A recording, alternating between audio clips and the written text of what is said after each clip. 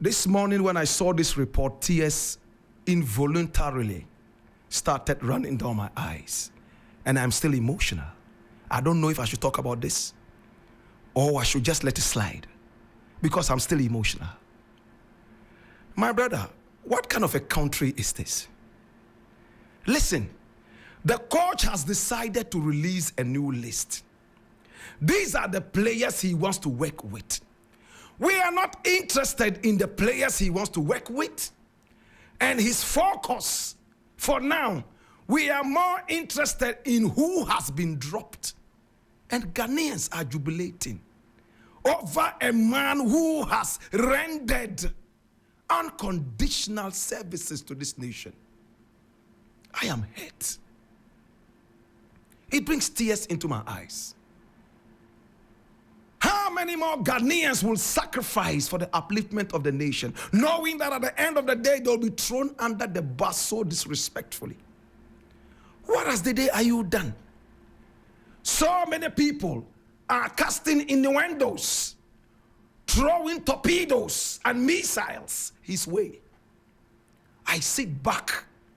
I look at Dede Ayew, and I'm like, what kind of enemies? How did the enemies come about? Why?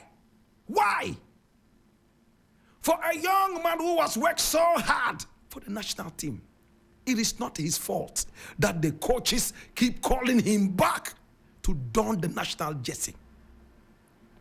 Some Ghanaians have decided, my brother, my sister, to make him an enemy for no reason.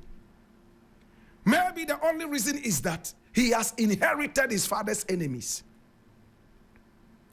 His father, Abedi Pele, arguably, is the best footballer the world has ever seen, in my opinion, better than Pele, who he named himself after. And these are opinions.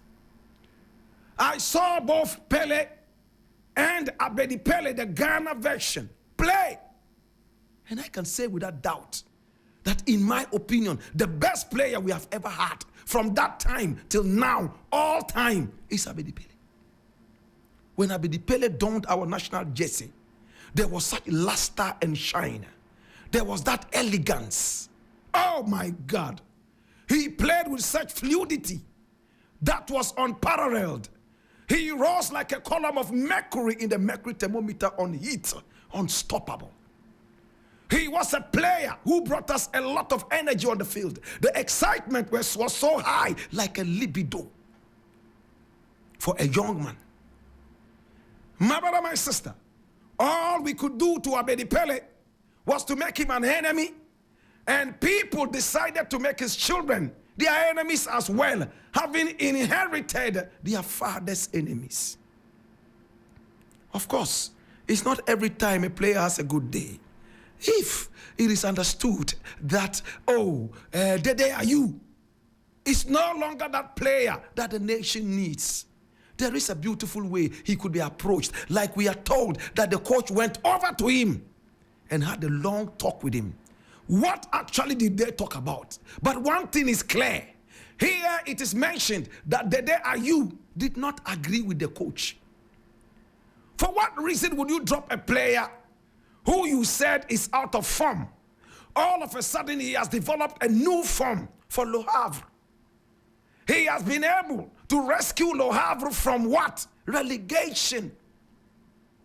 If you are looking for players that have that form, then he should be one of them, isn't it?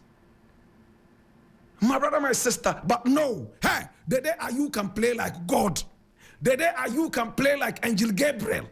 He will never, ever be clapped for because he has inherited his father's enemies. He has inherited his ancestors' enemies. What kind of a country is this? Have you observed that in Ghana, we are so much in a hurry to relegate and disrespect our heroes? In Ghana, we hate one man being on top for a long time. Even if he's still the best, we will replace him and put in a round peg in a small square hole. All because we are tired of one man being successful for a long time. It is a Ghanaian disease. I will not boast that I'm a big follower of football. I used to love boxing from when I was growing up. until I realized that boxing is a stupid, barbaric game. And I decided that such a violent game, I will not be part of it. Why should two people be in a ring, beating each other and drawing blood, all for people to clap and laugh? That is a sadist sport. Yet, the so-called civilized world is clapping for it and endorsing it and sinking millions of American dollars into that, when people in the third world are dying for drinking bad water. Let me not digress. Let me still deal with this Dede Ayew issue. Now, I don't have any respect for this coach called Otto Addo. I used to, now I don't. Look at how he left Ghana. Has he apologized for the way he left? Okay, put the apology aside. Has he explained to us why he left in the first place? For me, he's a two-faced human being. One leg is right there in the white man's land, and the other one is here. Remember when he was called on to come in and coach the national team? He told them straight away that his heart was with his foreign team, where he was an assistant coach whatsoever. He resigned so uncourteously before he even arrived in Ghana, just like Lion Kingston. The good thing about Lion Kingston is that he has apologized, and he said that he could have handled things better. But when it comes to Otto Addo, he's so proud, extremely proud. Such a coach can never take any team anywhere. Pride will never work. And I'm not saying this because he dropped Dede Ayew. He could drop the whole team and bring demons to come and play. I don't mind. I don't care. But my brother, the way we treat our heroes is sad. I am on Twitter, now called X. My brother, Dede Ayew is trending. 99% of all the messages, people are jubilating that the Black Stars will be better now that Dede Ayew is gone. Okay, start paying their bonuses on time. Number 2, kill the ego, where some players think they are better than others. Hey, make sure that all your training grounds are well done and your preparation is tight. Otto Addo is a coward. He's a dirty coward. You know why he's a dirty coward? I'll tell you this. He is playing to the gallery. A lot of the people are saying, oh, Dede Ayew, Dede Ayew, Dede Ayew. So he wants, this is a populist stand. Oh, I'll let Dede Ayew sit aside. They will clap for me and accept me. How many people understand this?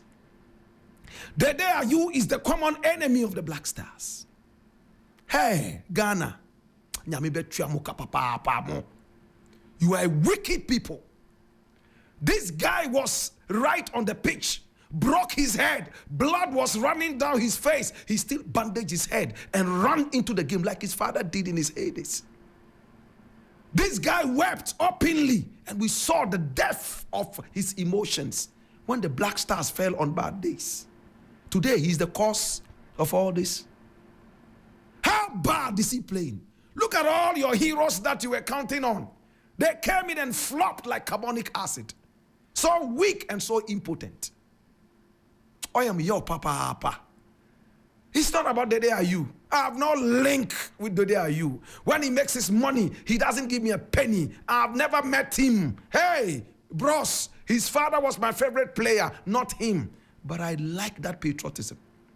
I would love to have 22 patriotic players who have no talent play for the Black Stars, then 22 unpatriotic, talented players play for the Black Stars. Should I say it again? I will love to have 22 double team patriotic players who are untalented play for the Black Stars. Then have 22 talented players play for the Black Stars who are unpatriotic. It's all about patriotism. We can groom the talents. They will rise to the top. But with that patriotism, they could be the most talented. They would always bring us down. Shame on you, Ghana. Shame on you, Otto Addo. You will not make it if this is your mindset. It's a shame. I leave it here.